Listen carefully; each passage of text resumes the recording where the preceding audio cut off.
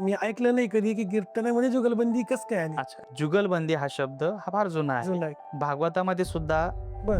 जुगल गीत म्हणून एक गीत आहे, जुगल गीत. जुगलगीत. हा, त्याचाच मराठीमध्ये अर्थ होतो जुगलबंदी. जुगलगीत, जुगलबंदी.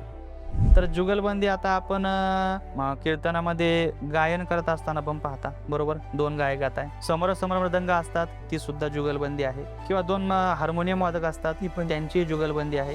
म्हणजे जुगलबंदी ही सगळ्याच वाद्यांमध्ये किंवा क्षेत्रांमध्ये आहे. बरोबर. कीर्तनकारामध्ये नव्हती, पण ही सुद्धा जुगलबंदी ही पूर्वीपासून आहे. त्याचं एक ठाम उत्तर म्हणजे असं बघा, नाथ बाबांनी अभंग लिहिले पहिले, बरोबर. बरोबर. आता अभंग बऱ्याच जणांना माहिती आहे, पण आता कलियुग असं आहे की लोकांना झटपट रिझल्ट पाहिजे, जास्त वेळ लोकांना थांबता येत नाही, नाही. बरोबर की नाही. 100% म्हणून नाथ बाबांनी काय केलं, मग अभंगाचं रूपांतर भारुडात केलं, भारुड चालू केलं, मनोरंजनात्मक झालं ते. मनोरंजनात्मक झालं ते, भारुड चालू केले. मग त्याचप्रमाणे त्यावेळेस काय झालं, भारुड करत असताना मग त्याचं हळूहळू रूपांतर मग साडी वगैरे घालणं, भारुडामध्ये जे आहे प्रात्यक्षिक ते करून दाखवणं, ह्या गोष्टी त्या पूर्वीपासून होत गेल्या. मग हे जर आपल्याला माहित आहे, म्हणजे हे पूर्वीपासून चालत होतं. काहीतरी लोकांना नवीन द्यायचं, मांडतो आपण अध्यात्म, बरोबर.